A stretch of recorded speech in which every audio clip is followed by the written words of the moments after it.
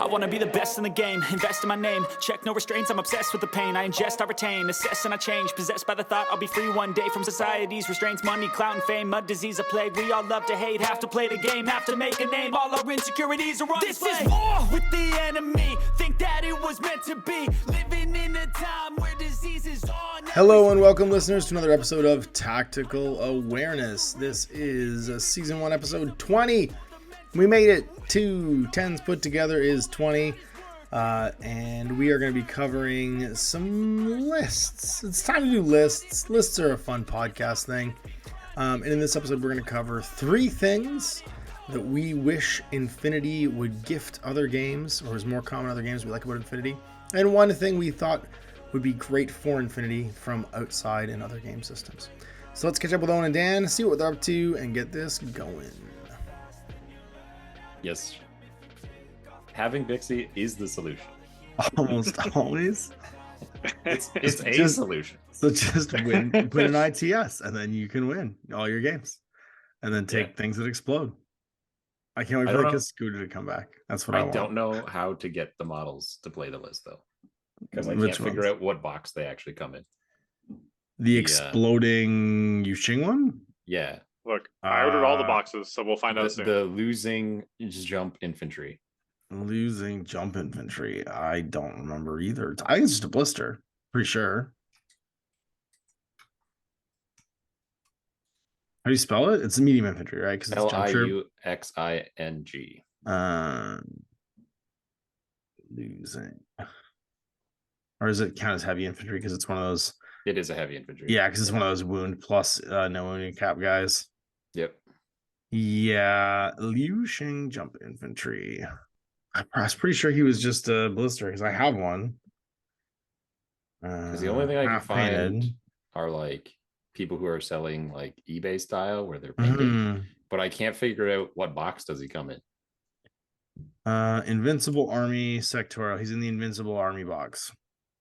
So you can get 1 per Invincible Army box. Yeah, he comes with a Hadao. He comes with an he's basically an Invincibles box. It's 3 Invincibles, a Hadao, and a Dao Yang.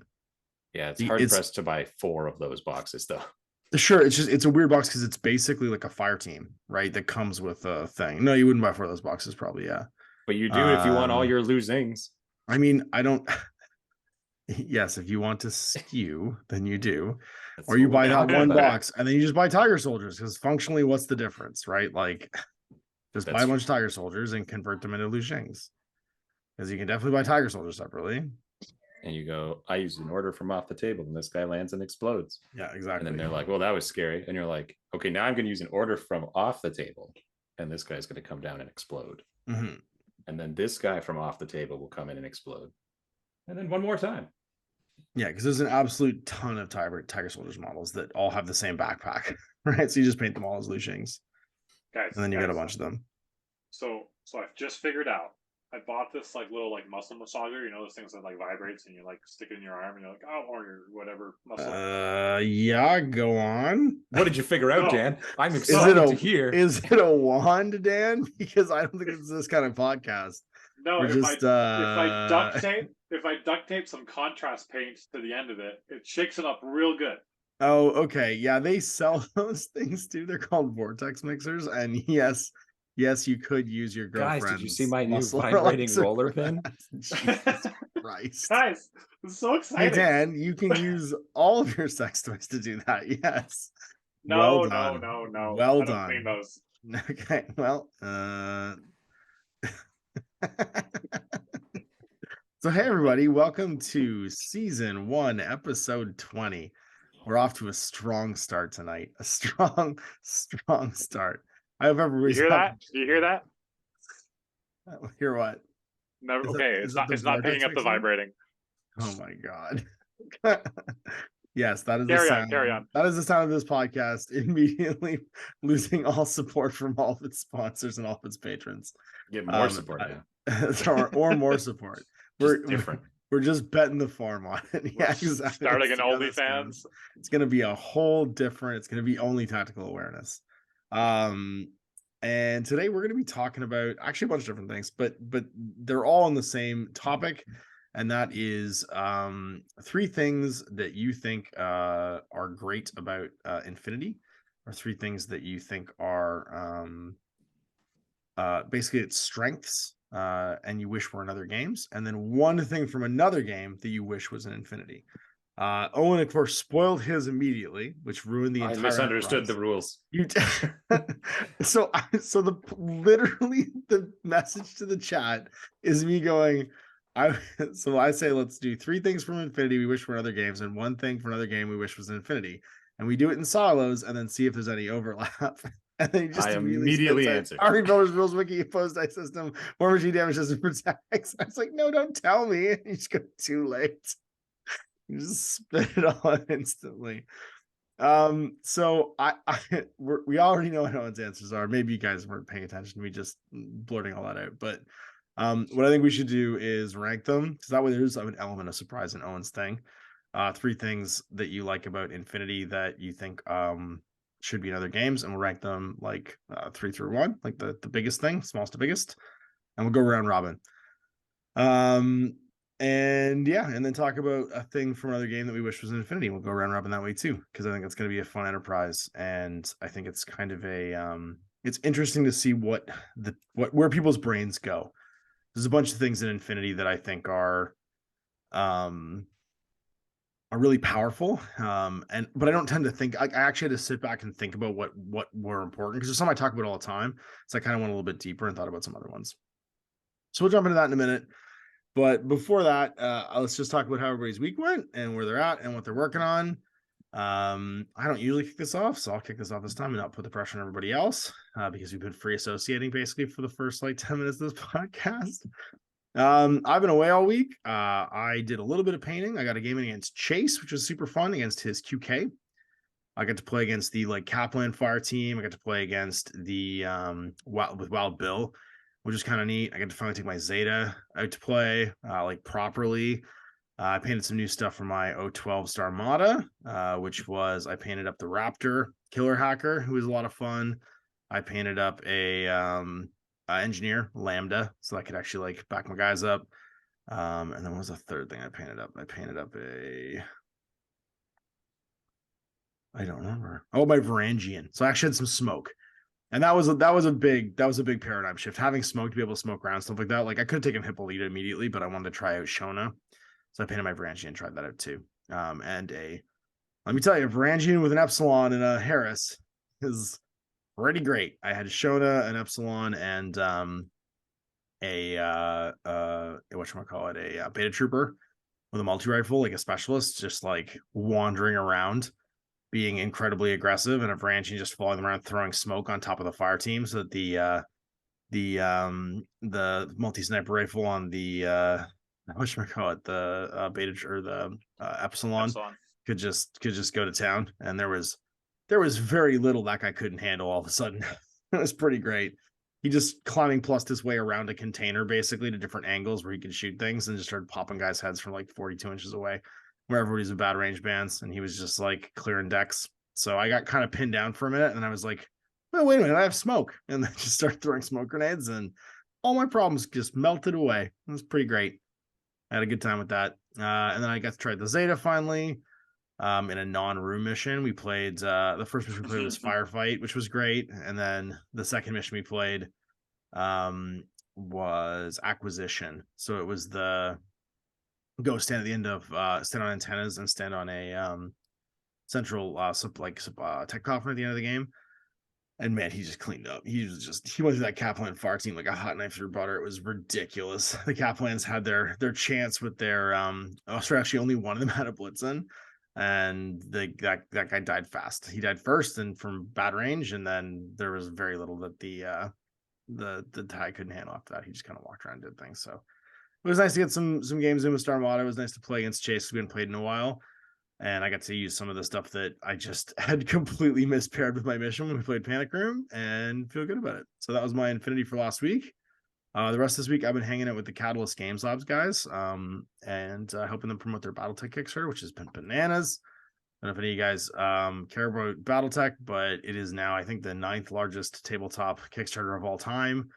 And the, I think, 29th And that was a tabletop Kickstarter, and then the 29th like largest Kickstarter period like ever in history, which is bananas for a tabletop game. We played a whole bunch of games of BattleTech and streamed on Lynn Vander Studios studio, which was really cool and fun, and built in like a haunted murder house, which was also really cool and fun to hang out in. And then I just got back today, so I'm here to hang out with the fellas. What have you guys been doing? I have played nothing. Nothing and nobody? Nobody and nothing. Because I'm going away this coming weekend. You're coming off here to Ontario to play something somewhere. Slumming it in Ontario to play the emergency ITS. Yeah. So You mean are terrible. Cash is so excited to see you guys. I gotta tell you, and Kat is very excited to see Michelle. She has been warming up her Animal Crossing island in preparation. Perfect. But she's so excited. In preparation, I have painted a bunch so that I can stick to my guns about stigmatas, though I might change my list last minute. No, of course you will. Of course you will. Triple tag is alluring.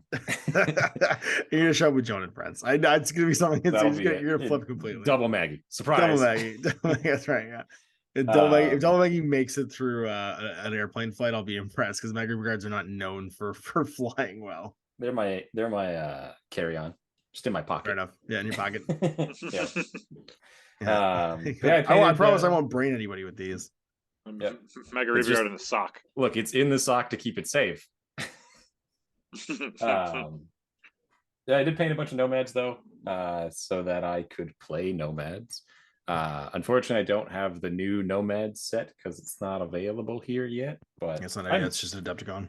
Yeah, it's supposed to be available. No, it's May. It comes out in May. It's on pre-order right now. Was that the case? I remember talking to the Tistamina minis guys, and they gave me an end of April date, but I don't recall now. Yeah, I think it's like end of April, beginning of May. Moral of the story is I painted 3 darts to use as proxies for other models. Nice. I have a collection of darts. So many darts. Yeah, darts and Merry Problems. I got a crowd of hooded SMG wielding models to count as other hooded SMG models. Oh, your orphans and observants and whoever initiates. Yeah. Who are you guys? Just ladies with bows. Yeah, I'm a camel marker until I go away. But yeah, that's what I've been doing is trying to streamline a list that I like. Is there a list you like in there that doesn't have a tag in it? I'm curious about that because like you gravitated so hard towards that skew. I'm really interested to hear if there's a list in there you like that is actual just like size 2 and remote minis. The problem is that I've been kind of blinded to it because the things I'm most interested in are the new stuff, like the Cenobites, the weirder profiles, and the Daemonist, and all of them are either not out or not available. And as much as I'm forgiving for proxies, especially for things that aren't available. Like I'm willing to proxy the Stigmata, but I don't want to proxy my whole army. Yeah, for sure. Yeah, I'm just sleeping on it. There's, I think, a lot of really cool stuff in there. I want to make a Daemonist list that works. Because I'm interested in that because that's such a weird profile. His inbuilt sort of like Achilles heel being heavy infantry. I can't wrap my head around. I'm less concerned about that than I am the size 4. The size I mean, both 4, those things, right? Like he's got a hacking profile that's 55 mil across. Yeah, and like I'm less concerned about the fact that he's heavy infantry. I'm more concerned about the fact that he's just going to die. But the other side of the coin is martial arts with guard ain't bad against the kind of stuff that usually comes in from behind to kill you. So like even the melee, like I'm going to assassinate you people like your Fides and stuff that, like, for example, when I play Dan and he's got his alpha, I know that it's the alpha, right? That's the the soft bellied one. The one that's not great in melee. He's got para weapons and some minus to hit, but that's about it. No, he's pretty good in melee, but he's not. The problem is he's only 1 wound, so he loses once and it's over. Whereas the Daemonist isn't going to die in 1. And if the Daemonist wins at all with martial arts 2, CC 20, DA close combat weapon, 2 wounds, he's going to be fizz like 14, 15. Like that's no joke. They're not going to just kill you. You get the +3 mod, so you're above 20 on your to hit. Even if they have Mhm. martial arts, you're always going to hit. You have no failure state. True. ECM against hackers, counterintelligence, and decoy. And the decoy is the reason why I really don't want to proxy it, because now I have to make 2 large base models with dogs. Never mind just making 1 if I wanted to proxy it. So yeah, there's tons of stuff in here. I think a Harris of Reverend Moira's is still something that's viable. Definitely, yeah, especially with the discount. Yeah, like I think the problem is like you can only use them defensively, and that's kind of where my brain's gone. Like 2 of them and an HMG, like 2 snipers and an HMG, and that's your Harris. Sure, yeah. 88 points, 4.5 SWIC. So you're absorbing all your SWIC. No healer, good right? To luck. like bring them back. Just go for it. Well, you put your healer with your Cenobites who are going to go on the offense, right? Oh, the 2 so that's your makes sense. That's your core, and they're just going to sit in the back being Mim 6 multi sniper first 2, and then Mim 6 HMG, and then your offensive team is got your healer and your Cenobites, your Spitfires and your chain rifles and all that stuff. Exactly, your heavy rockets, your Kusanagi hanging out with them. Yeah, well, once again, I don't want to bring Kusanagi because I want to make the Daemonist work. Like this is the right, yeah, the whole point of the Daemonist. Yeah, I gotcha. Yeah, so trying to find a way for that to all kind of come together. We'll see, but yeah, right now I'm pretty sold on the tags, and also because that's just the model collection at the moment. For sure, yeah, that isn't because you have plenty of Moiras, like you have a significant chunk of Bakunin already. It's just it's the extra. It's not the cool new stuff, the new profiles that you're interested in trying out. Yeah, I have all of the Moiras to do the Moira group, but I think it's still the weakest. It depends, and like now your ability to offset the problems that the Moiras have are fixed by having things like the Cenobites. Yeah, these cheap heavy infantry hitters that can take a punch and go around a corner. Notably being 2 wounds, like because that's the problem. Yeah, absolutely, right? and mimetism. That's the crazy thing is they bring it all. Yeah, they are just better. And I don't own Riot Girls, and so the other potential side of the coin, I don't have either. That one I could get. I'm more interested in the new stuff than I am the middle stuff. The anarchist stuff, yeah. And maybe when a new box of Moira's comes out, because obviously it's gonna, because that new one came out in the later starter, and now they'll do a next wave box, something like that. Yeah, cool. Because there's a new one with the new Bakunin starter prior to this one. Yeah, that's true. Where she's like standing with a multi rifle. So now you just need to come out with a special weapon box, and you're done. Like that's your 4 model. You get the 4 model box. Yeah, that's fine. Yep. So that's where I'm at. How's your Danger Room paint scheme going? Did you paint up all the new the stuff that you had at least? Like, did you paint up all the yellows and blues for your 80s X-Men color? I had painted enough. I didn't realize just how much nomads I already had. You do, dude. You have all the nomads I think that ever came to the studio basically for 4 or 5 years. There's quite a bit there. Not that much, because like the thing is like nomads was the faction that like I got a few of those, but then you had a lot of Tunguska, because Tunguska got released like what 3 years ago, I think. And so I collected all those, but I sold that. Cops. So you sold that one before you left. That's right. Yeah. So what I had was basically all the unpainteds, like all the unpainteds unbuilts that I had collected across events, and a lot of them are old models that I scooped up in tournaments, and like, oh, I'm at a shop, I might as well just buy a $12 blister. And so like there's a lot of random models. Just random nomads. Yeah, I only have 2 Taskmasters though. I can't run a 3 Taskmaster link, which is what I want to do. You want more Taskmasters? That does exist. They are current range. Yeah, you can do it in Bakunin. Sure can. You can also give 3 swasts. You can bring 3 swasts. It can be 0 SWIC if you want. You could go all the way, and I think that would be hilarious because no one's going to expect that. Is it good? No, maybe, but probably not. Anyway, awesome. That's what I think about. Sweet. These are the things I think about. This is the way Owen's brain works. What about you, Dan? It sounds like you've been sleeping a bit, waiting for your new Yu Ching to show up. Yeah, I've kind of got like excited about playing Starmada, the new like update Starmada stuff, and I mean that was what I was going to do, and I just haven't played one game. I haven't played one game. I just did you get the road bots and stuff though? Did you pick up the new stuff that came out? That's in order with the Yushing. Oh, that's right. It's in the same box. You can't even like do it to like kill time in between. Nope. This big order is just like it's the whole package. It's all your excitement in one go.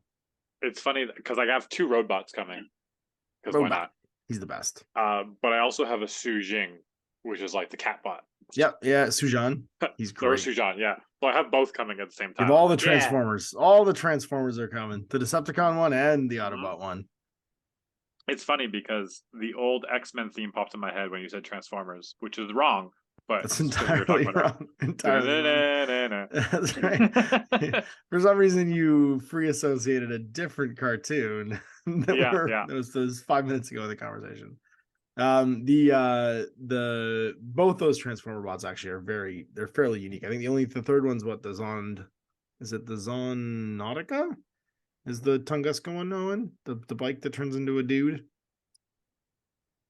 Those are the 3 big Transformer bots, I'm pretty sure, in the game, and you've got 2 of them now, which is great. There is something to be said for a Climbing Plus murder piece, and I think you'll very much enjoy playing with both those. So Yeah. it's I exciting. mean, from what little Star Mod I have played, I really enjoyed like the Oko Lawkeeper combo. I gotta pick my Lawkeeper. It's on my list. Yeah, it's on my list. But having the Oko Roadbot combo just seems like they're both Climbing Plus, and so it's just it seems and you it might seems not more use, fun. Yeah, and you might not use your side bots with the road bot because you might want him to be by himself so he can suppress and do like more tactical movements, stuff like that. But you can put in the Lawkeeper because he can have those as well. So now you have the side bots for the Lawkeeper, which you previously didn't have access to, and he can get sticky. Yeah, it's really fun going. I mean, it's more fun going around the Raptor with like heavy flamethrower.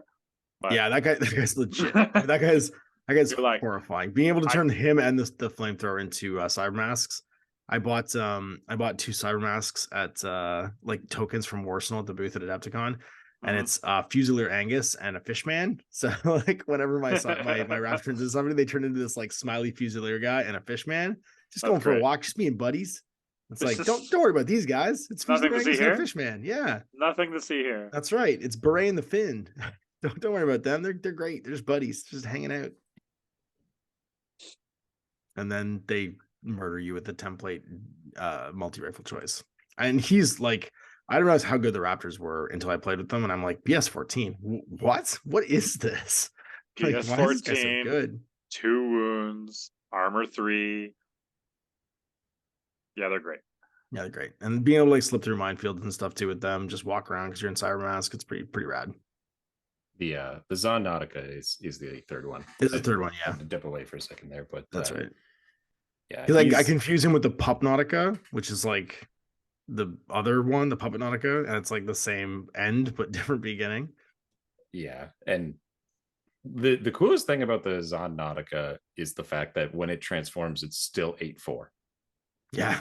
He's got he's got the blade legs. He's got the like the what's that guy? The Olympic runner. Those like crazy like the reverse knees. Yeah. But 8-4 chain rifle, who is a sync like peripheral, is something. I've never been sold on the Zonautica, but I think it's cool. It's one of those things you gotta try and make work. You know what I mean? There's certain profiles that have like a really cool thing, and you gotta try and like you gotta fit your list around them. But he's definitely a cool profile. Like, he never gets any duo buddies, which is the coolest thing about the motorcycle. Because of the transform, yeah. Because he transforms into 2 people. Yeah. Peripheral, yeah. Yeah. It's pain. But he's cool as hell.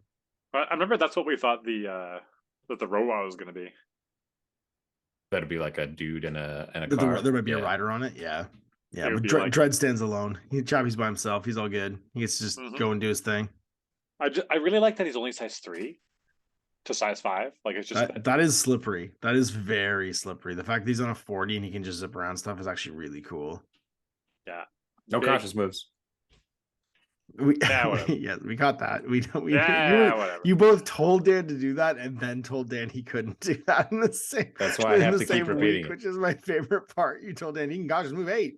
And then you're like, oh wait, he's a roadie, can't dodge from bait. Dan was like, what? Dan got all excited because he can't do what the Sujan does because Sujan's heavy infantry. He I can mean, cautious move. we had a previous game where he's like, what you could do is cautious move with his U-bot. And I had no idea that Vermos couldn't cautious move.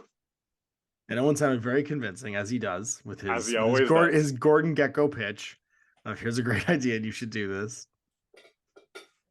Never trust Owen with rules. So if you're playing Owen in a tournament this weekend, just the first 3 words in that sentence. We're all wait, you won't say. you won't just the listen first to 3 this words in that before this sentence, and then anything can come after it. Just never trust Owen.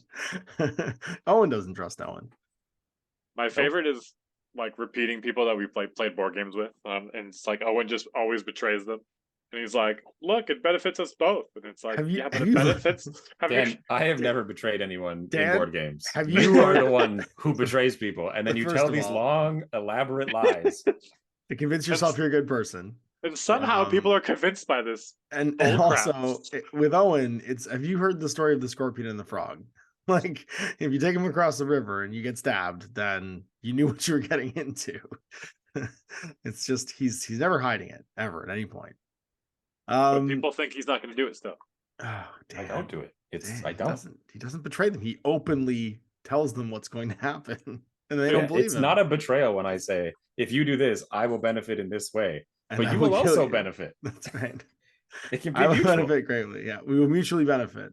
Let me Also, just at some tell you- point, my benefit will outweigh your benefit. It is true that my benefit may outweigh your benefit. But it doesn't mean you don't benefit. Exactly.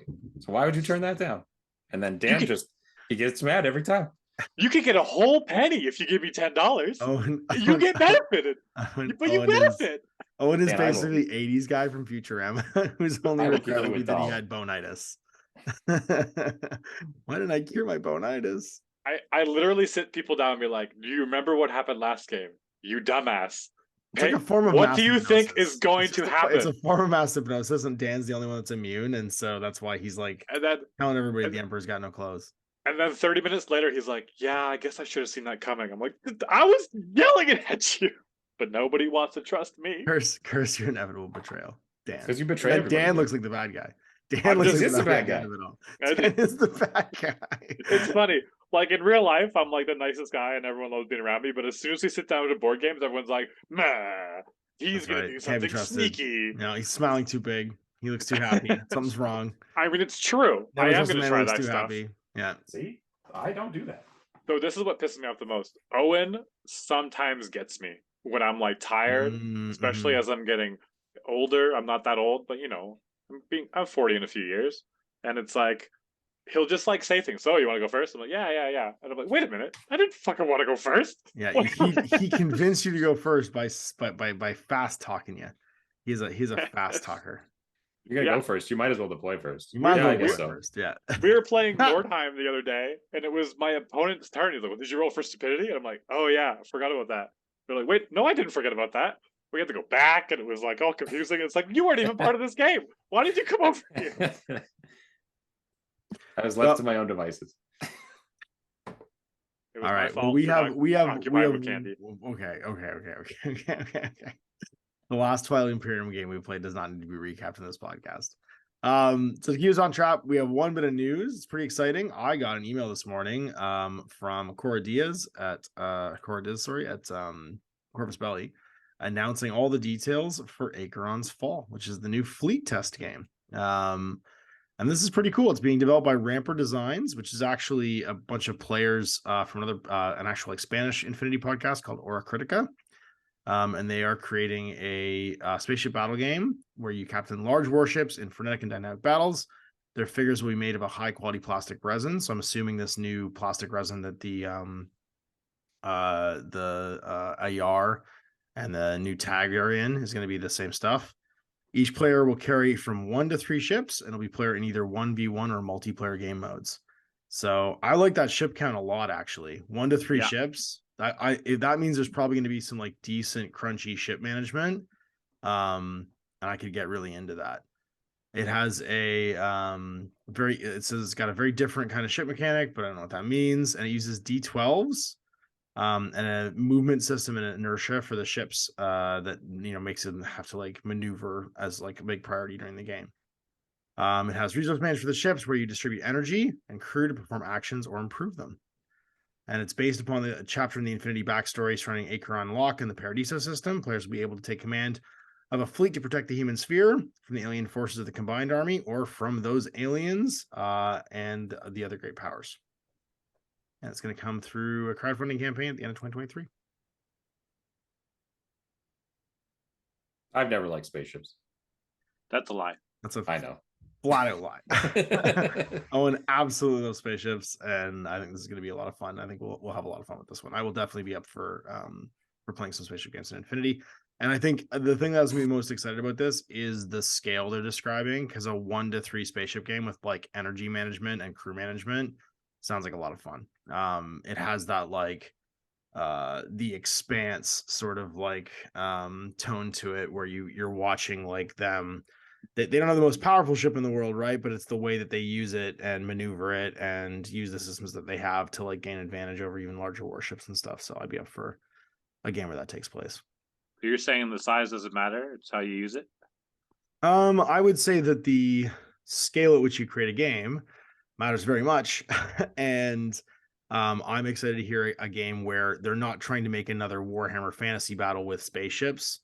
Because a fleet engagement game doesn't need to be interesting, and that's actually not what Infinity is. Infinity is like a tactical skirmish game with a lot of management and resource management. So I think that translating that to a spaceship game is a good idea, because I think the audience of that same miniature game will be more into making a spaceship game like that. And as I'm one of those people in the audience, I think that's going to be a benefit for it.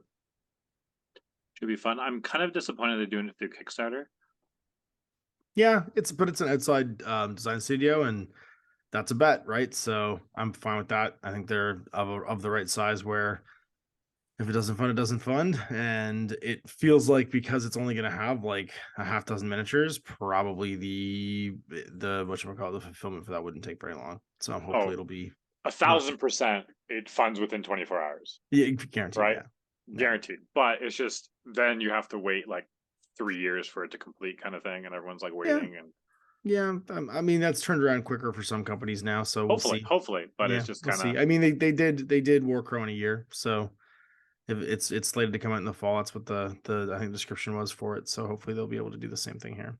I see the temptation because you don't have to put any money up front. You get paid up front, then you can finish developing the game, kind of thing. So it's nice as a company perspective. I get it, but it's becoming too commonplace. There's a lot of burned consumer, definitely miniature game produced via Kickstarter. Sure, that definitely immediately, like from the get-go, starts falling apart. Like we've got the Kickstarter's closed. We'll start ship. Never heard from again. Yeah. Well, I think that's different for smaller Kickstarters with unestablished brands. I think it's a bit different. Yeah. I think it's very, very different when, I mean, I literally just spent 3 days with guys who've now delivered a giant Kickstarter in 20 that they ran in 2020 that they delivered then in 2021, and now they're running another one in 2023 that they'll probably deliver next year, right, in 2024. So. Right, and that's good. The biggest issue I think that rebuilds that level, and I think what happens is you start to trust the companies that are doing it the right way, and then be able to spot better, hopefully, the companies that are doing it the wrong way. It's not that I'm like not worried that they won't fulfill, because I trust Corvus Belli at this point. Like I don't have tons of history with them, but it's just you guys all have, and it just seems like a nice, respected brand. So kudos to them for that. But it's more of the. Yeah, we're all excited for space game. We're all putting money in the space game. Yeah, and then it's like, oh yeah, the fulfillment came in. Are we ever going to play space game? I don't know. Or you just wait for retail, because like it's going to go to retail if they fund this one, right? Like this will be a game that's on the shelf, and you just wait and just don't bother funding it. But it's kind of this minority. But I want, when it gets released, that's when everyone's excited to play it. Dan doesn't like trailers. Okay, that's what we're getting at. Yeah. No trailers, just product. Just release it now. Yeah, I get it. No, I completely hype. get that. Yeah, no hype. Yes, just please. Release it now. Yes, please. We're coming out with a space game. I'll see you on Monday. That's right. Yay! It's gonna be here tomorrow.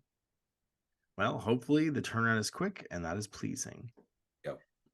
So let's get into the main body of the show then, and that is going to be 3 things from each of us that we love about Infinity that we wish was more common in other games.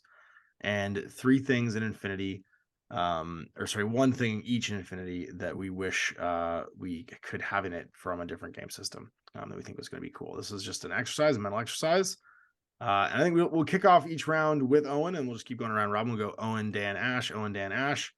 And we'll start with your first thing. My number 3, my number 3, my lowest. Yeah. Well, if you're ranking those 3 things, Yeah. which one would be the one that you think is not as big a deal? Of the 3 things, the least important of the 3 is opposed dice roll mechanics. Yeah. Being able to do something on both turn, like with both players, even if it's really just kind of imaginary, is still more fun than not doing anything at all. And it's not a cancellation mechanic either. It's you both can succeed or fail. So it's a risk management, right? Like, because you both basically get to be the active player in that opposed dice roll. Yep. And you can argue about like, oh, ARO is kind of a trap and it's not as effective as it seems in the face of it. And like new players get caught up because they think that it's stronger than it is. Blah, blah, blah.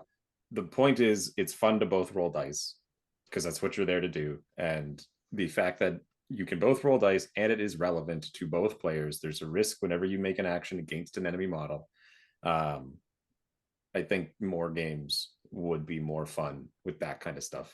Definitely. It's turn integration. I think turn integration in that form. Because like you could argue that armor saves are the least lowest level form of that opposed dice mechanic, right? Where you can make a cancellation roll. I would say that is the barest token, you know what I mean, version of that. I like the one where I like how Infinity does it, where they ramp it up to 11 and they make it where you've got a chance of just completely just getting to do something when your opponent acts, and you get to choose what it is too. Like you have a franchise, like an armor save is just, you have no choice, you just make it or you don't make it, right? But there's not even really functionally a reason for you to roll it, but you get to choose what your action is back in Infinity. I agree. Even if it wasn't just the action, like just the dice, like even if it was like when you get shot, you shoot back. Like it wasn't a choice of like hack or dodge or whatever. It was just when you get shot, you shoot back, or when you get stabbed, you stab back, or whatever it may be. Because like you get like the tiers of effect. Like you get a war machine, you do nothing. You mark the damage that you take. You get 1 tier up, and you get like the feel no pains or the armor saves, where you take damage and on a dice roll you negate it. And then the next tier up is you both roll, and now you're getting into opposed dice rolls, which I find more fun.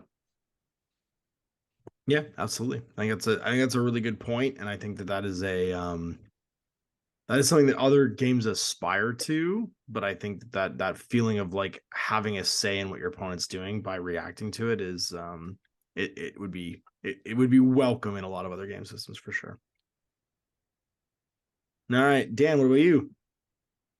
Just to finish off on that, Malifaux, I think, does a very good job of opposed flips. I don't do dice rolls, but Yep. almost every single flip that involves something else is opposed, even if it's against yourself. You have opposed to do things, and so it's just that's really fun. But there's never any hit back, which is what I really like about Infinity. Of okay, well, if I win, then it's like, bleh. Yeah, it's not enough to win to cancel. It's got to be risk, right? Mm-hmm. Like it's not just I'm flipping and I have a target number to reach, or you're attacking me and I flip to defend myself. It needs to be, if I flip and win this, you're going to get hit.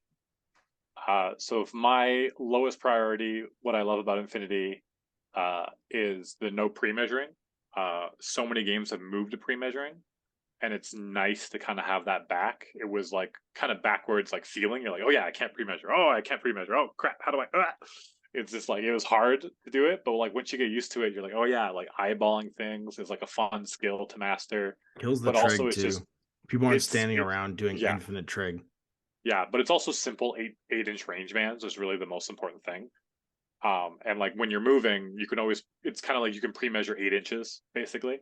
Like you can always measure 8 inches around your guys when you're moving around, and so you kind of have that like the simple like, oh, can I make it to this corner or not, or can I do this? I guess you have to declare movement before you do, but it's kind of like you kind of have some like immediate area. The nuanced little stupid moves you can have some kind of pre-measure-esque feeling. But then the simple 8-inch range bands is like, well, I don't need to know if you're 5.5 inches away. I don't care. Are you 8 inches or are you 8.5 for the Small for the template. small template, or 10.5 for the large template, but then it goes to 16, 24, 32, and so, or whatever it is. I like that the and so, templates also aren't in, except for the blast template, they're not in specific sizes, right? So like they're not in like the same size that you move, right? Like the large flamethrower isn't 8 inches. It's not Mhm. even just 10 inches. Like you couldn't use it to measure. I think that's really actually kind of important that they're in a weird size. It screws up that pre-measuringness of it. but also it's kind of like it brings back like the rush of like, are you in range? Oh, you're barely in range, or oh, you're just out of range. And it's like and it's like as upsetting it is to like lose to something like that. It's also like makes for some really fun game moments. So that's what I really like about Infinity. That's a good one. I think that's cool that like pre-measuring, um, that you even notice that in other games because it actually slows the game down. Like to me, one of the problems with pre-measuring is if you get obsessed with it, and some games do get obsessed with it, right? Like Look War at you, War Machine. Machine. Yeah, Yeah. we're looking at you, War Machine. We're looking at you, Guild Ball. Right, became like so obsessed with pre-measuring and like knowing exactly how you're gonna do something. Right now, Marvel and Star Wars are both obsessed with it as well. The Like, nightmare of measuring sticks. yeah, Like, yeah. Ashley, I don't think you played it enough to get to the like when you're playing in those like I big tournament watched I tables. watched you play it enough, and I watched people play it enough to just be instantly like Yeah. it takes me completely out of the experience, right? Like that It's like so level of abstract and no longer abstraction, yeah. like it's not a war game anymore. It's just like you're measuring like it just becomes like I don't even know. It's just math at that point. And Like no communication with your opponent either, because you're trying to prove something. You're actually trying to yeah. prove if something can do something. So you're not communicating with your opponent. You're not able to like agree upon stuff. And I love that communication encouragement in Infinity where you have to describe what you're doing and talk it out with your opponent and like talk about what can see what and collaborate. Like it's just such a better experience and it takes you into the table. Mm-hmm. That's a really good one, Dan. That's a really, really, I think, smart observation. All right, what's All your right. number 3? All right, my number 3 is going to be the way that army construction works, and the way that army construction both shares and flexes units. I think that that's going to be such a um, such a valuable thing for Infinity going forward. You mentioned even earlier at the beginning of this, at the beginning of, oh no, it wasn't actually. It wasn't earlier in this show. It was a thread that we had on the Discord where you were talking about how Code One to you wasn't as useful as the sectorial boxes, and how the sectorial boxes were such great beginner products because they basically gave you like a complete stab at an army list and you could just kind of play inside what was in that sectorial box and then be able to go out and play a game later on. But if you just played with that limited amount of stuff, the sectorials kind of kept you in a kiddie pool, if you will, and didn't force you to learn too much all at once, just learning what you needed going along.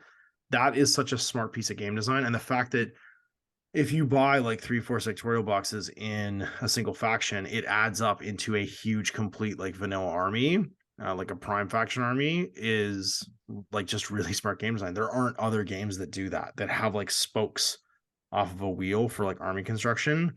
You could argue the Imperium could kind of do that in 40K, but like there isn't really another game that allows you to like add sort of like building blocks together into like one super collection. And I really like that in Infinity.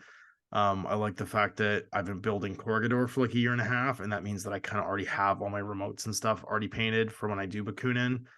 I like the fact that I had a bunch of Aleph stuff painted, so I already had a bunch of units painted for my O12.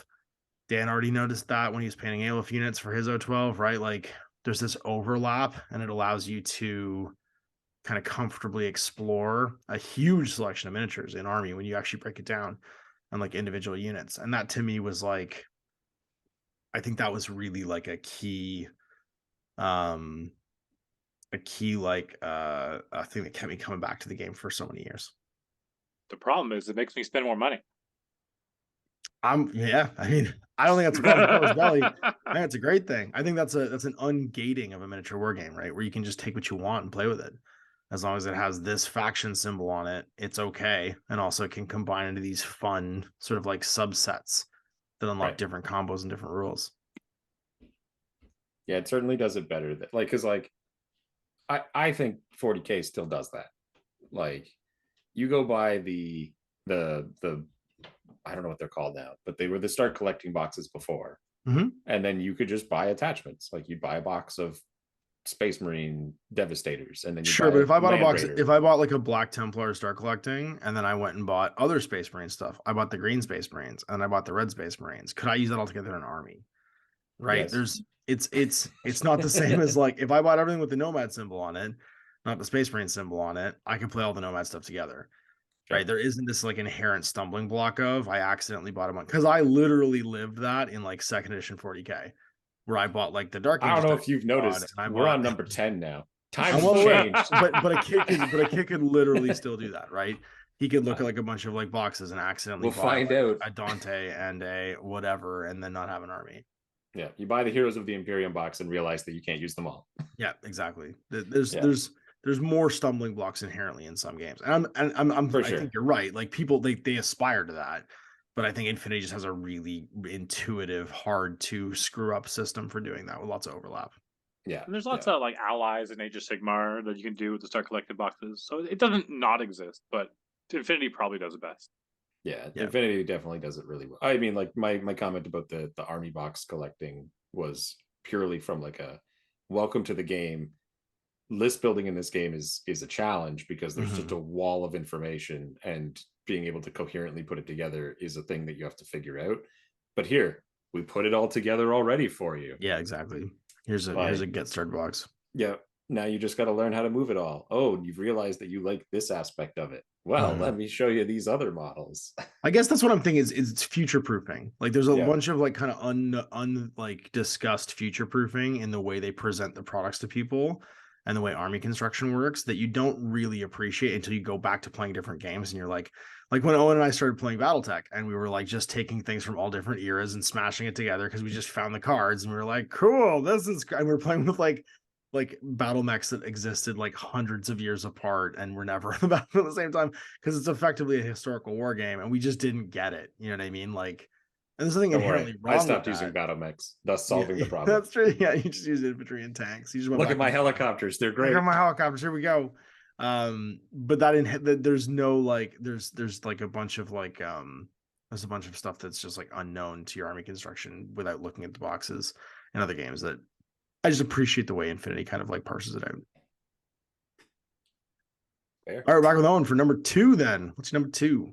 Number 2 is the wiki. I think it is so, like, as much as everyone shits on the wiki because it crashes all the time, find me a game where you can instantly get references to rules and erratas in the convenience of a wiki. Like tabletop game. Video games, this is like ubiquitous. Yeah, like you're hard pressed to find games and media out there that doesn't have a Wikipedia-esque a wiki that is categorized, easy to navigate, blah blah blah. And miniature games are just like, it's like anathema. Like, oh, GW, I mean, 1D410 tries to do that, but it's not made by the company, right? So it doesn't count. Like there's fan made ones out there, right? And like, and then you go the other way and you end up in things like Wahapedia for the Warhammer stuff. And they're like floating on the edge of, did we just steal all this? Yeah, right? It's true. Yeah, it's floating on the edge of like, we're just reprinting all of this intellectual property. Yeah, and the problem is like, but why? Like, why not just get access to how the game works? Why not? And I mean, we'll get to my number 1, but this is the number 2 that goes hand in hand with number 1. But it's the, how do I play? What does that do? Oh, here's the easy access rules as explained, exact like definitions, and then even a little FAQ at the bottom for some of the problems you'll come across. Is it perfect? No, but it exists, which puts it head and shoulders above other games. I love that the FAQs are linked to what they affect. Yep. Where it's not like, I haven't played this game in a while, I gotta look it up. Oh yeah, I forgot about that FAQ. Which FAQ was it? Where do I have to look? Or just like, you go to play like, I'm thinking like Kings of War, and you have a bunch of like tag rules, like Berserk bracket 1 or like Regeneration bracket 2, and you have to like get the rule book, flip to the special rules section, go through them alphabetically. Hopefully it's alphabetized because they don't always do that, and find the skill and what does it do. And then you have to learn all of the skills your guys have and just memorize it, because you can't just quickly reference like, how does forward deployment work again? Oh, wiki. Click forward, like it just does it. And Yeah, it just tells you right there. It doesn't exist in other The things. app integration is probably actually something worth pointing out too, because the app integration I think is what makes that so easy to parse as well, because it just pulls it up natively inside the app. I mean, you know what my number one is, and you already said it. So yeah, I like, know. The 1 and 2 But are, these go are together. left Yeah. hand, right hand, because you could have one without the other, and it wouldn't be as valuable. But as soon as you put the two of them together, it's where it's like, this is where Infinity beats everything. Like the two of them combined. But the one of them, just the wiki, even if other games just had a wiki, or at least like a rule system that you navigated the same way as a Wikipedia. Like I hate downloading PDFs to figure out how things work. Like, and they update the wiki. Things, yeah, they update the wiki with all the rulings and stuff too. So if there is an FAQ or like something that's like a clarification, it just goes into the wiki. Like I can in my mind, there's the 40K ones. You have a PDF about your faction, you have a PDF about your sub faction, you have a PDF about the rule book, you have a PDF about the scenarios. Then you've got games like A Song of Ice and Fire, where you have a PDF about your faction, you get PDF about the rule book, you get a PDF about the scenarios. Get new cards. Like, the cards part of that game is a nightmare. But I know. That's just that like it totally pushed me out of the game, having to redo my cards. Like the amount of arts and crafts we did to play that game for like 3 years, I was just like, I was done. I was like, I love arts and crafts. But yeah, other games having a Wikipedia style reference would be great. Definitely. Yep. Absolutely. Dan, what's number 2? Just going, Malifaux has like, they have an interesting way of, they have their wiki, but they update their like rule book. They have like a living rule book, but they don't tell you what they've changed. It's not like bolded, so you don't know like, wait, where is the actual change? No change log. So like once you've learned, they do have a change log, but when they update the main rule book, anybody coming in new will be fine with all the rules. But if you've read it and you've memorized it and you know the rules and they update it, you're like, well, wait, where does it say that? And so that's where they kind of fall short a little bit. But they have a big effort of trying to do it. But I think you're right. Infinity probably does best, even if they have a crazy big convoluted rule system. Better than before, apparently. Mine is mine is positive, negative, and neutral range for weapons. Okay, like bands. So yeah, so it's with the range bands, it's kind of like, I have this weapon, but it's a shit weapon at this range, so it's garbage, or it's very scary at this range, kind of thing, where it's like, oh, I have a shotgun, and if you're within 8 inches, I have a really, really, really good chance of hitting you. But as soon as you're like 24 inches, it's like I still have a chance of hitting you. So there's still a threat, but it reduces. And it's like, I don't think any other game does that with one weapon. So that's not in like 5 bands too. Like every weapon has a very like granular amount of range bands, right? Because it goes 8, 16, 24, 32, 45, I think. It doesn't go all the way to 48. You can actually clip off the board. But a lot of games tend to go from like 0 to 100. It's like short, long. Yeah, there's not like 5 bands. Yeah, or they go just in range, not in range. Yeah, and shooting your bolt gun at 1 inch and shooting your bolt gun at 24 inches is the same. But at 25 inches, it doesn't work anymore. Actually, at 1 inch it stops working. At 1.5 inches, it's one way, and then at 24 inches, it's another way. Yeah, and it's kind of like, it doesn't even work that differently. It's like I get 2 shots instead of 1, or I get AP 2 shots because I stood still. yeah, you know, that kind of thing. But like with the range bands, it's kind of like, oh, I got like an AP marksman rifle, 0 to 8 I'm at -3, but then 8 to 24 I'm at +3, but then I go back to -3 again. But if it's really far away, up to 48, I can still shoot, but it's -6. So it's like, it's still a threat. If you get hit by it, it's a POW 13 or like a damage 13 AP gun. So you don't want to just give them for free, but you don't want to be fighting at that range band if you have that. And so it's just, it makes it for a really cool dynamic of, it's not just this guy needs to be this guy. I need the anti-tank weapon for the tank. I need someone with a different range band to offset their BS 15. So I can get +3 and they get -3 or something like that. And so there's multiple ways of eliminating a target. It's not just a bigger gun with more shots. It could also just be the better mods. And so I think that's really fun.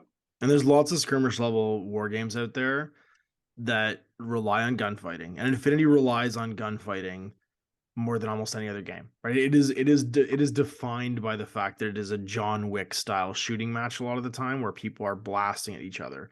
And so I think it does gunfighting better than almost any other game of its type by having that level of granularity and having there be like these clear roles for your units based upon what type of weaponry they're carrying.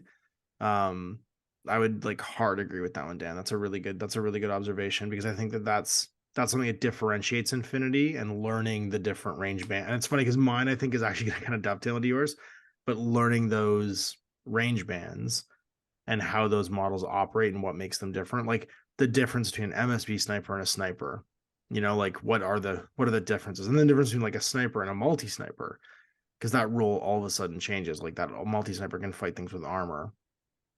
He's better at fighting things that have multiple wounds because he can fire double action rounds. Like there's a bunch of sort of like, I guess, on the fly application of your models that you have to be able to do to unlike to create and solve puzzles, I guess, during the game turn based on what they're carrying. And a lot of that's to do with the range bands they can operate at. Like I guess to go back, like every kind of game that has gunfighting has this weapon's better against this thing, or this weapon's better against this thing, and that's the same in Infinity. When it hits, it's better against this thing. Yeah. But Infinity has the additional layer of, well, it's like it's not just I have the right weapon, I have to be in the right range band. And how do I maneuver to do that? Yeah, it creates a much better puzzle to be solved with more dynamic play instead of just you're in range. Mm-hmm. And everything that's good in one place might be bad in another place too. So like it makes it so that there's like it's not really a rock, paper, scissors, but there is like a logical, mechanical like solution sometimes to even just forcing that guy to switch to like a suboptimal gun. Like everyone has a pistol, you know what I mean? Like everybody can do the Black Hawk Down thing where they have to switch to like they have to pull out their Beretta basically and like defend the cockpit after they crash their helicopter. Like that has to happen at some point because they can't walk around with their sniper rifle and keep shooting out of the vehicle. Except for the Ohotnik, which ignores except all for the this. Ohotnik, yeah, because it's a big game rifle, man. They use that to hunt antipodes. That thing is designed to be able to shoot something that's charging you, right? That's the whole idea. Is it's an elephant gun basically. Yeah. It shoots the I shoot other snipers and I shoot shotguns. That's right, because this guy's for killing damn near anything. I think my favorite application is the TR bot, because TR bots they have a melee weapon, para-CC weapon -3 always, but they just have a heavy machine gun, and so it's like no backup gun. They're really scary at range. It's like no one wants to be fighting a heavy machine gun with 4 bursts ever. You can say whatever you want to me about how much you've stacked the mods. That guy's rolling 4 dice. It's probably going to hit you on 2s, 3s, or 4s, and if he hits you on those, he's going to crit you. Like it's just that's how it goes every time you shoot those guys. His crit rate stays the same no matter what bad mod you put him into. Yeah, but the thing is, if you're fighting at good mods or you're fighting at bad mods, it vastly increases your chance of fighting him. For sure. And so it's like a super strong thing, but has like decent counters. Mm-hmm. Or you take the dice away and hit him with a template, right? And with a disposable guy. Because that's the other thing is there are some people who don't even roll dice and just have these templates, and they are a whole other subclass of shooter, right? Where you don't have any kind of gun except for I walk up and kablam. I can drop. They're cheaters. That's right. I can drop. Well, I can, but I probably die in return. Like I'm a sacrificial piece. Anyways, yeah. No, I love that. That's really cool, and I think it is a really good system too, so that it actually does a good job of like showing off those other types of weapons too, like grenades and grenade launchers and missile launchers and rocket launchers. Like it's a versatile enough system that does that. Well, my number 2, and this kind of dovetails into what Dan said, is actually the universal equipment and skills table. I think that one of the things that Infinity does, and this is not a new thing, so I shouldn't say that Infinity does this like first, because they don't, right? Like universal, we used to call it the USR, the universal special rules was a thing that was captained in all kinds of games. War Machine used it, 40K used it, Warhammer Fantasy Battle famously introduced it in 6th edition. Like there is tons of games that have done this. But I don't think anyone's done it as elegantly, because there is just a once you learn what it does, you know what it does for everybody kind of thing in Infinity. And the way it's laid out, you can have these like generic equipment pieces, but just by tweaking a little bit what they have, like ammunition, or certain like layered skills like mimetism, you know what I mean, to give people like camouflage, to give people hidden deployment. The universal skills and equipment table is basically like the secret sauce for Infinity, where you can take the mechanical numbers on a profile and then give them all kinds of different relevance, right? You have the same like BS13, CC16, your Arm 3, BTS 3, 2 wound heavy infantry guy who's whip, like, let's say 13. That exists in like almost every faction, like almost every modern faction, except for like the weird outlier factions have some version of that guy. And just the way that you mix the sauce on top of him of like what equipment does he have, what skills does he have, can give you vastly different units, because you can go all the way from like what Owen was talking about earlier with Bakunin and the new Cenobites, right, where you have like these mim -6 chain double chain rifle, pistol, good melee weapon, like berserkers almost with frenzy, all the way over to like Teutonic Knights, or you can have Zhu Yongs in Yu Chang. You can have all kinds of different versions of that same model, and they all operate really differently just by changing what they're carrying and what kind of skills they have.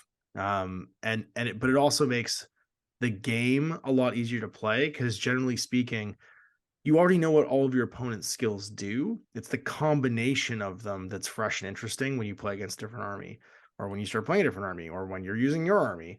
But you still know fundamentally what they are and how they operate. It's how they're stacked.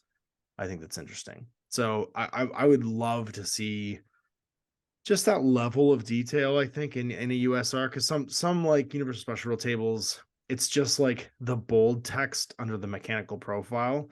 Infinity, I think, takes it all the way to the bank with their weapons, their ammo, their equipment, their skills. And it's a very it makes what feels complicated at the beginning way more digestible. And I think it's a testament to how quickly Dan absorbed it all, how well it's laid out and kind of parsed for the player. So that's my number 2. I'm just a genius. Also, Dan's been playing miniature games for 20 years almost. I'm pretty sure at least 20, 25 years maybe. So that probably helps too. Yeah. You've seen them once, you've seen them all. Oh, that's definitely true. My number 1 is definitely the Army Builder. Infinity Army is like a selling point in and of itself. Like, we spend more time on that app. If I ever look at my screen time on my phone, how much time do you think you spend on that app? I spend a shocking amount of time on that app. Just look at the chats in the Discord. Like, how many people sit around and they just kind of, I got a few minutes, I'm just going to peruse the Army Builder and maybe look at some profiles and think about some stuff. Hammer to list. Easy to look at, easy to read, links directly to the wiki. So you're like, how does that work again? Like, what was that one? Oh, there's his guns. Oh, it's got all of his range bands right there, all their stats. Well, I can add up my points real quick. Nice and easy, free, which is crazy. Updated on time when new shit comes out. Yep. Everybody's getting new stuff all the time. Nobody's getting left behind. Like, okay, you can say your unit hasn't gotten its update yet, but that's not like, let me tell you, you go play. You want to wait for a codex, or an army book. It's not the same. Gloomspite gets won an entire edition where their faction rules just didn't work, and then they got their new book, and then 2 months later the new edition got announced, and you're like, oh, cool. Sweet. This has been fun. The life of a goblin, I guess. Did I get nerfed again? I did. My bad. But it's not like that. Like there's nobody else. There's nobody that even compares. And we've had this app for 10 years. Like, think about that too, right? Like, we've had this app forever, and it's been great the whole time. Like, it's been great. It has been the best wargaming app. When I remember when Owen came to Infinity from having played a shit ton of War Machine, where you had to pay $60 for the app, and then you had to pay for your army book to put the cards into the app, and then half the time would crash when you were playing a game. Like, it ate your battery up. It was its own proprietary app, and so you had to download it as an application. It wasn't just web-based. Just like, And it was like, company, it's not working. They're like, well, we hired someone else to take care of that, so complain to them. don't worry, you can buy all of it again for our version 2. Yeah. We'll give you a discount. Yeah. Okay. Or you get the 40K side where it's like, subscribe to use our mediocre app. It's like, you've had a semi-pirate free version floating around that's updated and maintained better than the official one that you want me to pay for, right? Yeah. Like, your competition is what's free weird is and better. inside that company too, they have a better app. They have the AOS app, which is actually a pretty good functioning app. I would But say it still doesn't compete with the Infinity doesn't one. compare to the Infinity app at all. Not at all. I would say the number 2 and number 3 apps on the market compared to them, and they're later to the game, and also just not even close to as good, would be the Malifaux app and the Warhammer Age of Sigmar app. Those 2 apps are not bad. I love the Malifaux app. It's really really good. The Malifaux app's really the current version of the Malifaux app's actually quite good. I'll agree with you on that, Dan, because I've played it. I don't think Owen's actually screwed with it that much. He hasn't seen it, but it is. I wouldn't say it's as good as the Infinity one, because it's still trying to give you all the card art and stuff, and so it's a bit more picture heavy, and like it's resource driven as opposed to just being like the stats. You know what I mean? There hasn't been like that background writing done to it. But do you know what the Malifaux app has? It has a search button. Does have a search button. Type in something, you can search for it. Sure does. You still can't do that, Corvus Belli. Come on.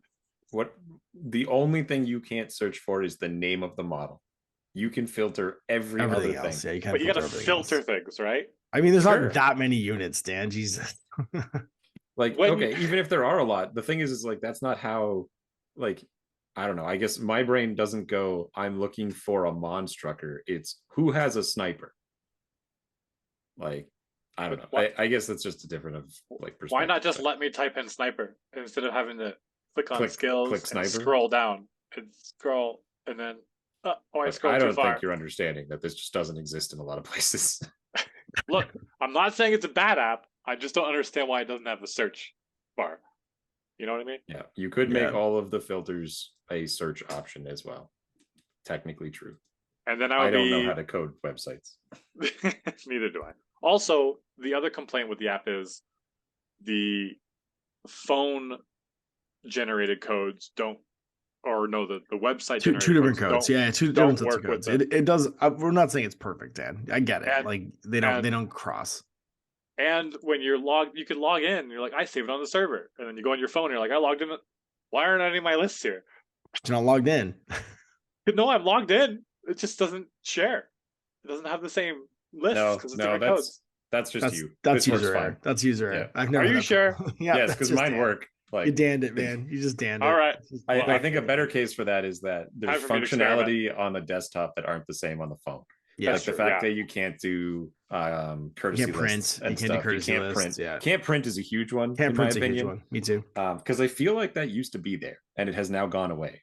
But I might be wrong and just like hallucinating that. Worst case scenario, you know what it was, Owen? There didn't used to be an app. We used to look at the web one on our tablets and phones. That's what it was. That was probably what was we were able to print it. There was not like an actual iOS app back then.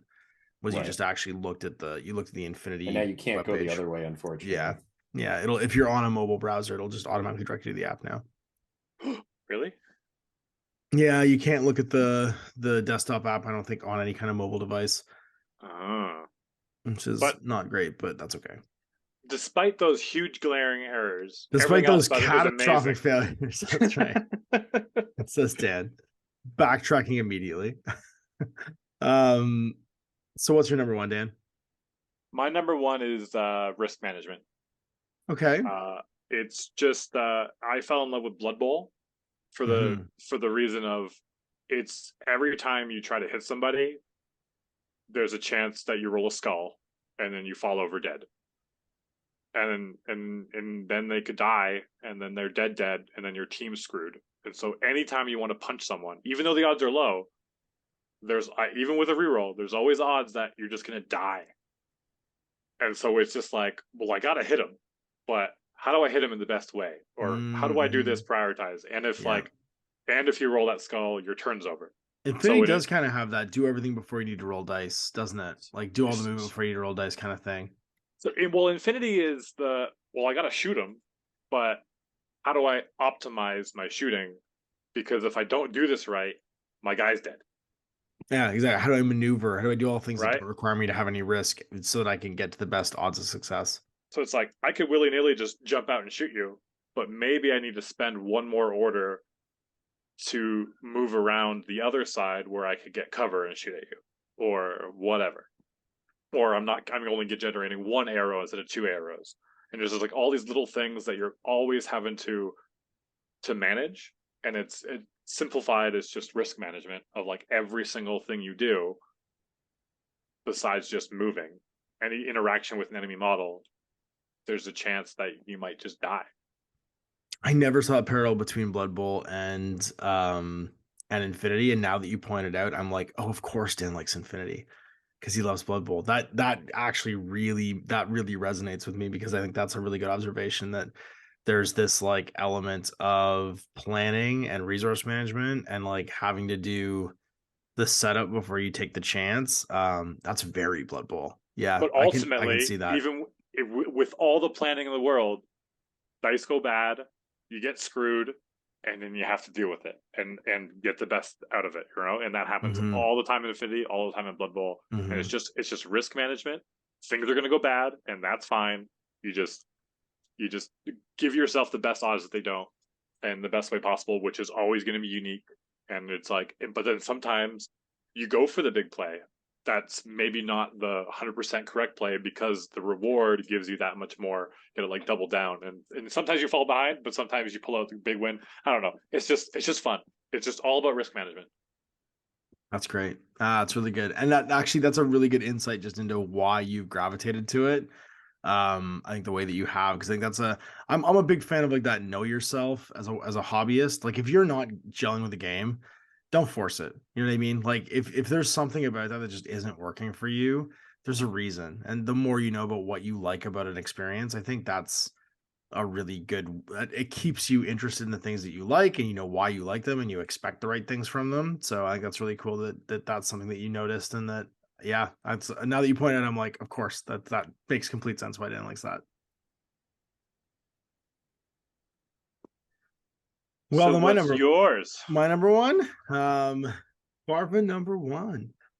So mine is, I really like the gameplay loops of Infinity.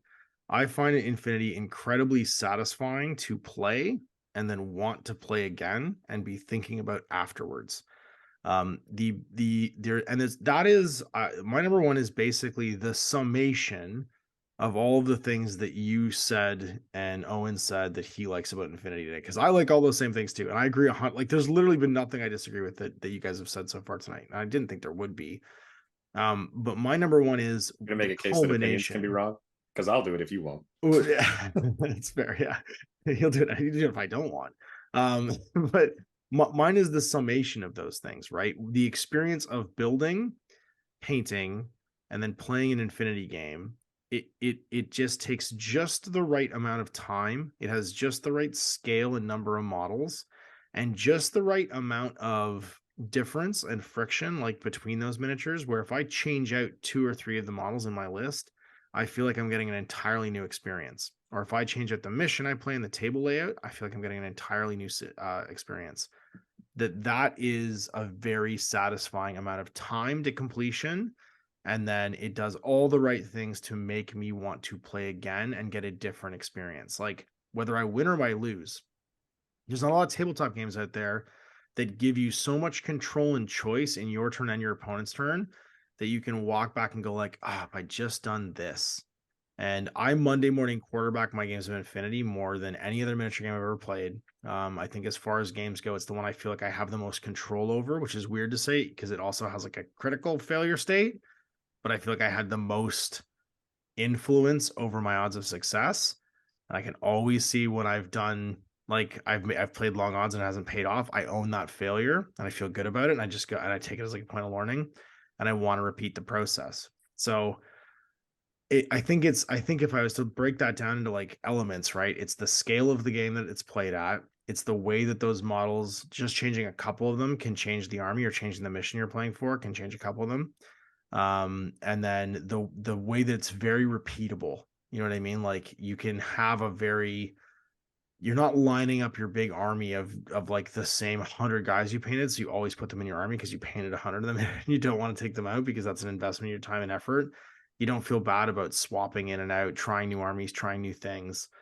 The gameplay loop is very fresh every time and exciting, and I think that comes down to the sum of the parts being greater, you know what I mean, in a game of Infinity. And I wish that more games were able to be played more often with that level of time and investment and like the prep, and like that comes right down to the army list rating, like how fast I can write an army list in the app out of nowhere, how fast I can collect a new army with just painting like 10-12 models, and then how many times I can play the game in a night where I just enjoy the process and I'm ready to play it again.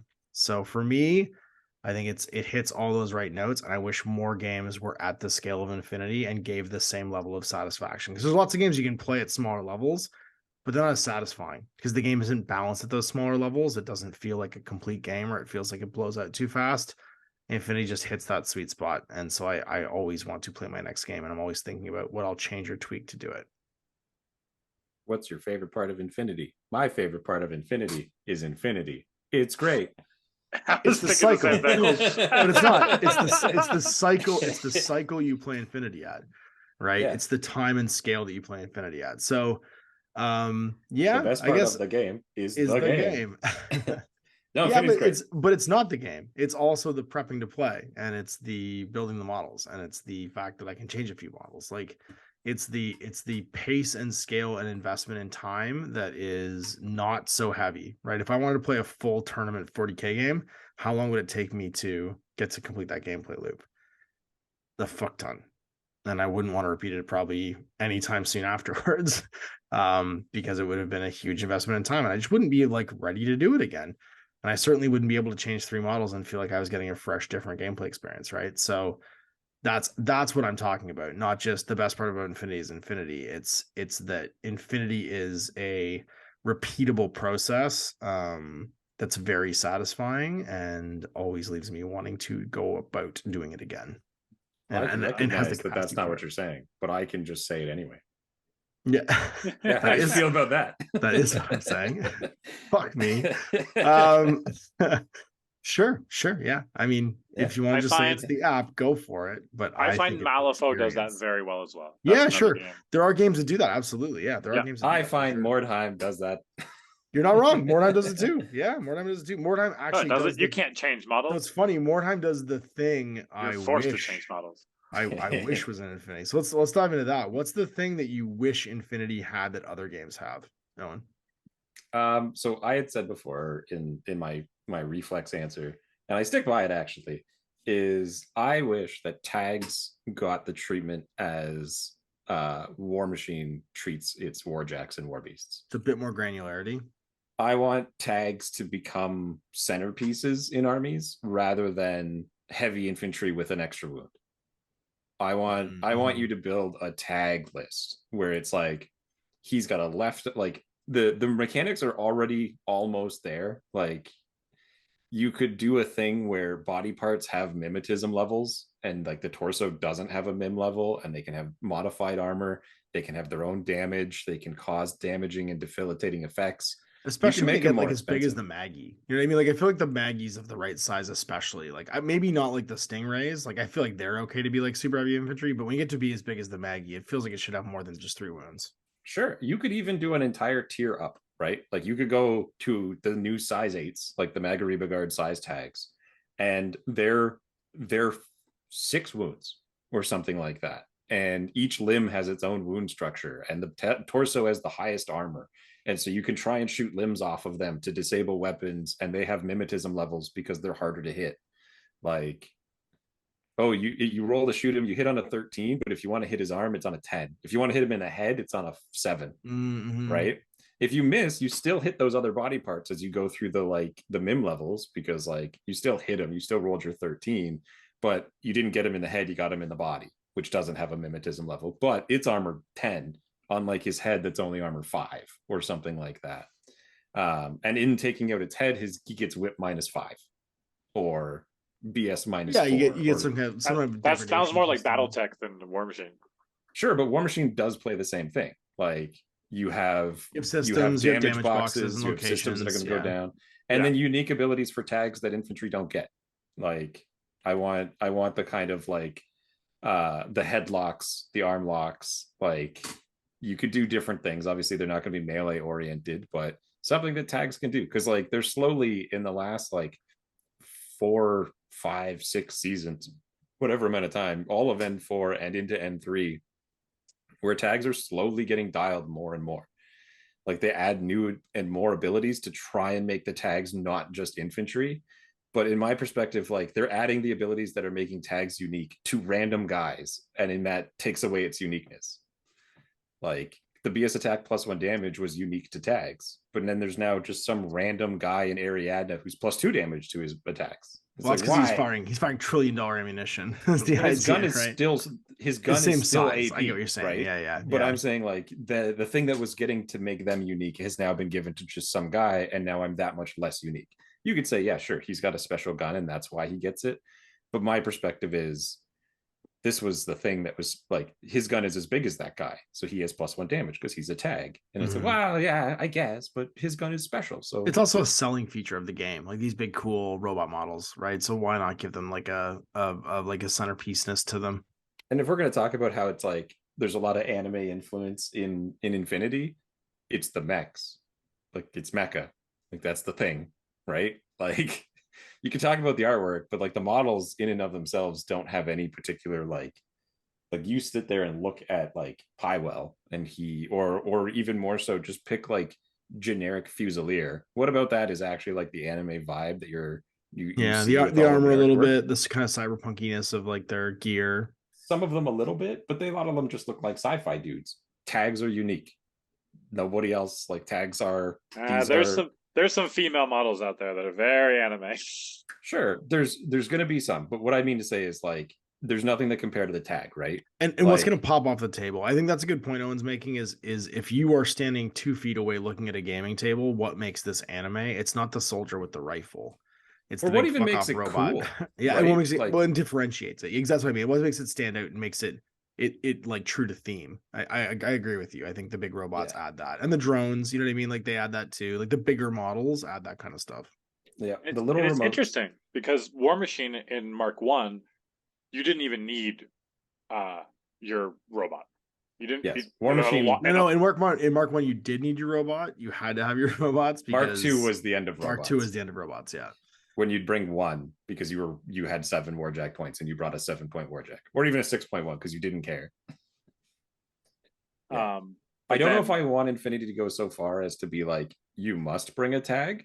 Like I don't want to go that way, but I want it to be like a viable, because they have that scenario with the new like the gigantic tag for combined army, right? Yeah, where it's like hunting a monster sort of thing. And I wish every game of Infinity, every faction had access to its Megalodron, right? And that like maybe he's 200 points or something crazy, but he's crazy good and he's very powerful.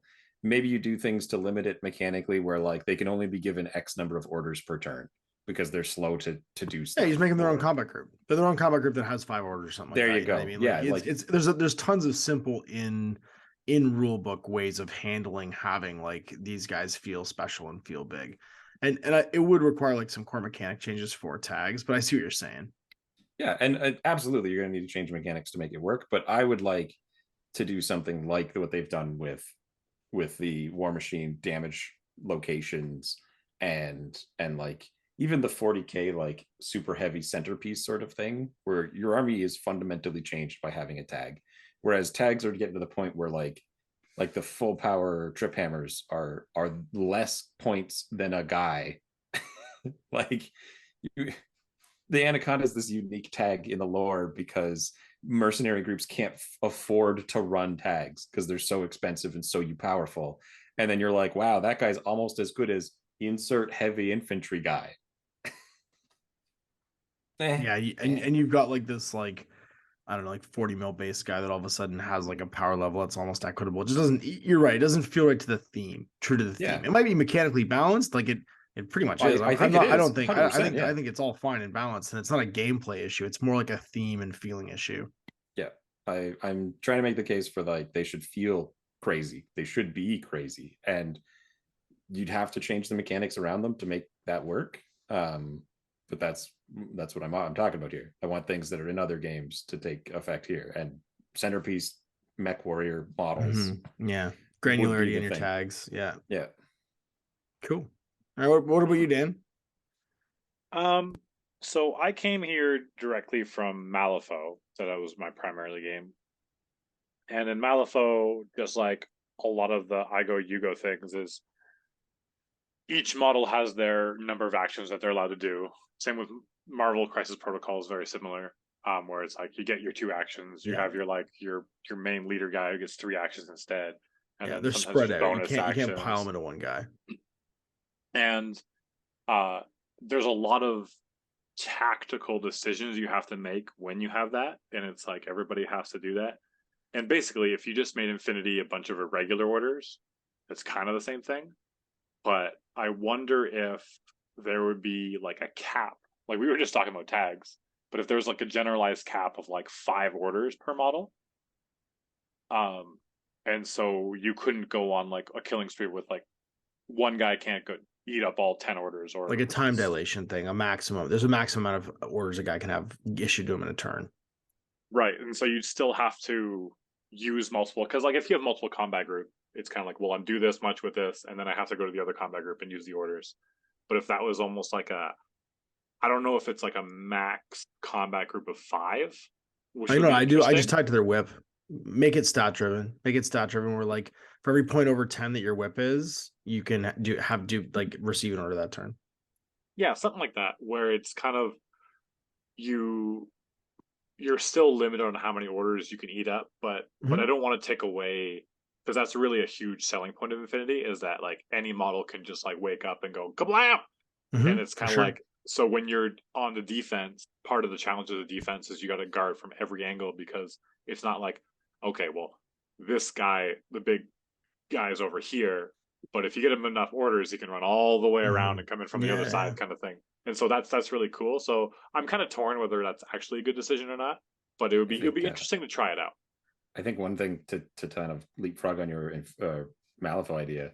What if you did it where both players generated their order pools at the start of the game round, and then you went I go, you go for orders?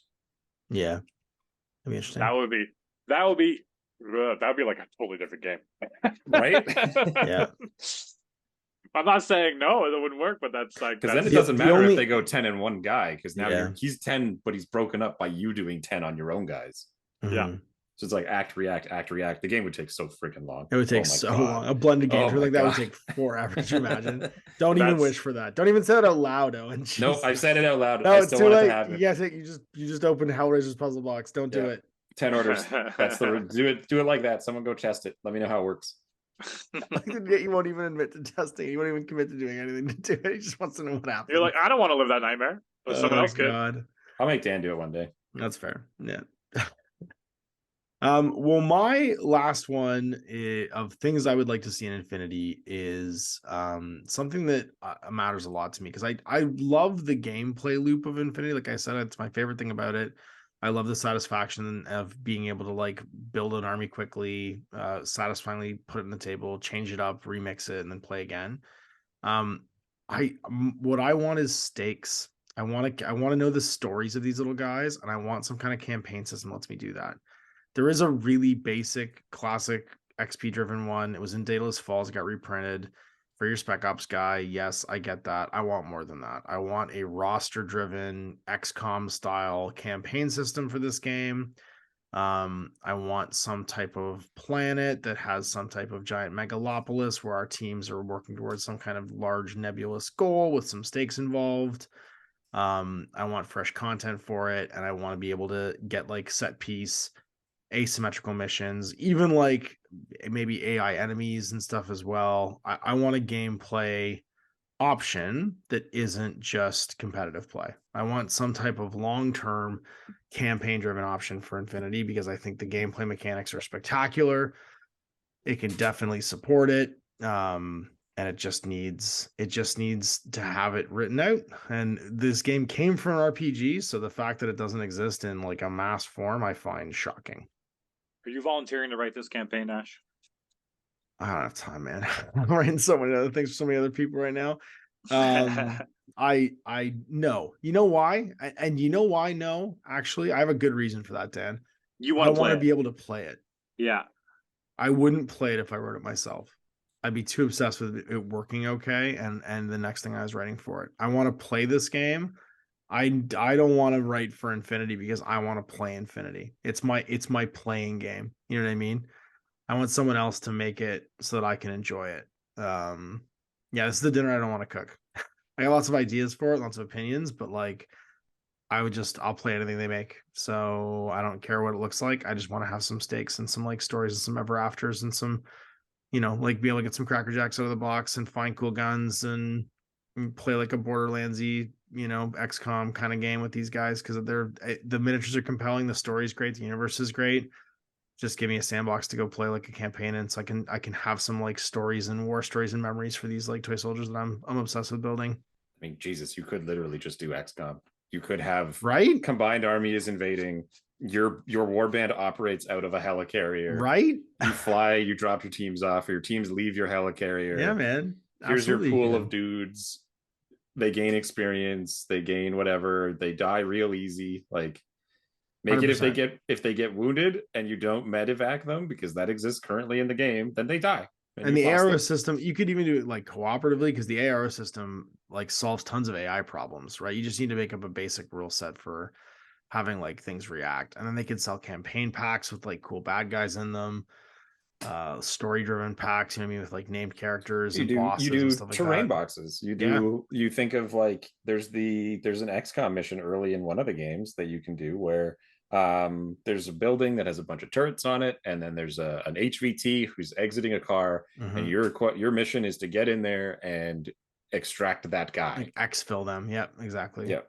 And then you could have the other team is there to ensure that he gets away. And so yep. both players, there's a purpose that you're there. There's turrets that don't care about anybody. They're there to stop anyone from getting near this guy and go. Yeah, right. It would be so easy to do. You just need a basic campaign management system and resource system. I mean, there's a lot of tables you got to make, which is sure, and moving pieces, which is fine. I mean, that's a good campaign system. You get to dig into it, right? Yeah. I think that would be half the fun. I think it's mostly there. It's just how do you present it and make it compelling so that you have a reason to come back for your next game that isn't I want to win, right? Like that's still cool, but I want to care about these characters and have them like develop and see their stories and stuff and have that happen. So that's my one thing I would love to see in Infinity is I think it is a magnificent competitive play game, but I want a game that has some heart and wants to tell me a story too. I want both experiences. So that's my plan. That's my wish list for what I could get. You want it all. I always want it all, especially for things that I love. So that's it. We made another episode. We did it. I really like this one. This was really fun actually because I got to learn some stuff about. I mean, I knew all of Owen's answers going into this episode, obviously, but I could learn a lot about Dan and what you've been taking away from this that we haven't really talked about. So I really enjoyed that, especially the bit about like the connection to Blood Bowl. I is so obvious to me now, I think. And also the like away from the pre-measuring thing. Those are so insightful. I really enjoyed both those. That was a really cool like bit of discussion. This was a cool idea, and I'm glad we did this. It wasn't like we were doing like a top 10 list or something like that either. It was a little more targeted.